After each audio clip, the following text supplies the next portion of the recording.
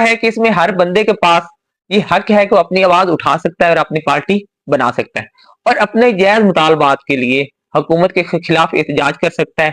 اور اگر حکومت عوام کے مطالبات کو پورا نہ کرے تو عوام مل کے حکومت کو گرا بھی سکتی ہے.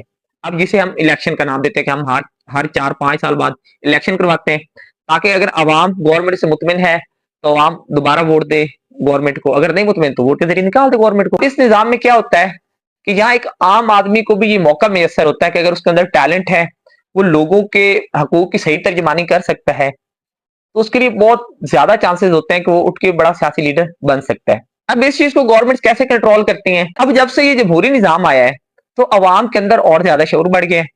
عوام اپنے حقوق کے لیے لڑتی ہے, عوام حکومت سے اپنے حقوق چھیننا چاہتی ہے, وہ حکومت کو مجبور کرتی ہے کہ ہمیں اپنے حقوق دیے جائیں. تو اس صورت حال میں حکومتوں کو جب کسی بھی شخص سے کوئی خطرہ ہوتا ہے کہ یہ شخص ہمارے اقتدار کے لیے مسئلہ بن سکتا ہے تو حکومتیں ہمیشہ اس شخص کو چلنے کی کوشش کرتی ہیں. دنیا کے تمام تر ممالک میں یہ سب کچھ ہوتا آ رہا ہے. حکومتیں ہوتی ہیں وہ اپنے سیاسی مخالفین کو ہمیشہ گرانے کی کوشش کرتی ہیں. اب ہم دیکھیں گے کہ دنیا میں کتنے عظیم سیاسی رہنما سیاسی انتقام کا نشانہ بنے. تو اس میں جو سب سے پہلے نام آتا ہے وہ آتا ہے مارٹن لوتھر کنگ.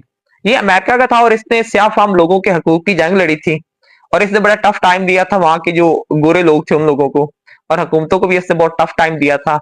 لیکن کیا ہوا, اس کی تحریک کا یہ اثر تو ہوا کہ جو سیاہ فام لوگوں کے حقوق ہیں وہ تو منظور ہو گئے, ان کے حق میں بل بھی پاس ہو گیا امریکہ کی اسمبلی میں, لیکن مارٹن لوتھر کنگ کو آخر پہ قتل کر دیا گیا تھا. اس سے چل کے جو اگلا نام آتا ہے سیاسی انتقام کا تو آتا ہے نیلسن منڈیلا.